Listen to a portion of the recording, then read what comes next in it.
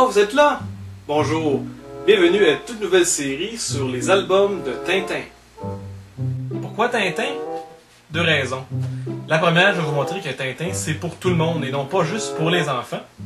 Et la deuxième, je vais vous faire redécouvrir les albums originaux avant la sortie du film de Steven Spielberg.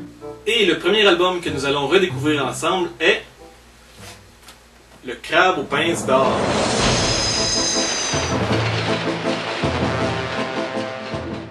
L'histoire du Crabe aux pinces d'or est très simple si on la compare aux autres aventures de Tintin.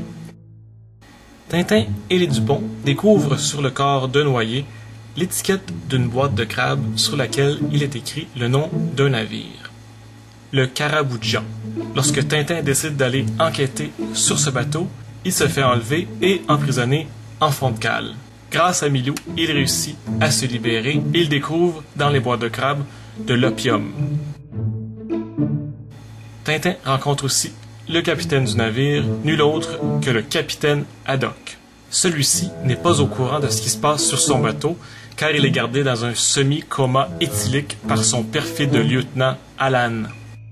Tintin et le capitaine réussissent quand même à se sauver, d'abord en bateau et ensuite en hydravion.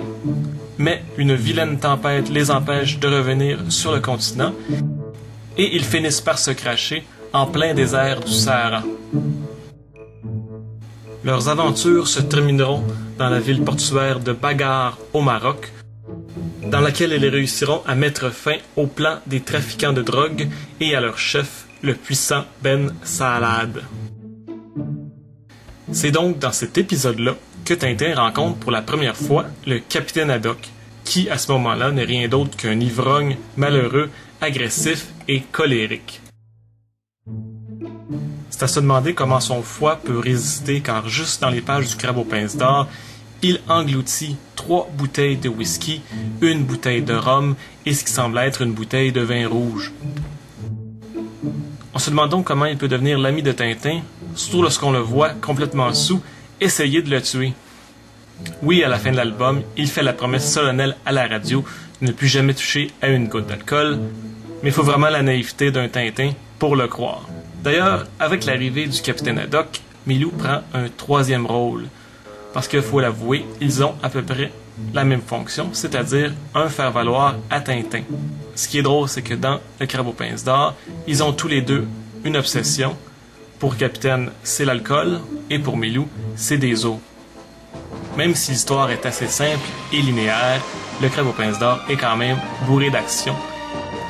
Et c'est le premier épisode de Tintin qui se passe en bonne partie dans le désert, avec tous ses clichés.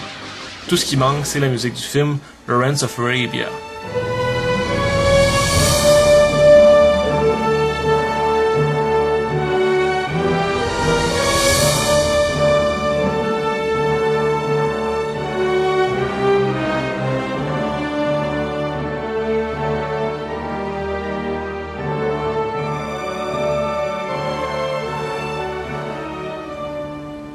Finalement, la raison qui font que cet album est pour tous les genres, en fait, je dirais même surtout pour les adultes, c'est la trame principale de l'histoire qui porte sur un trafic de drogue.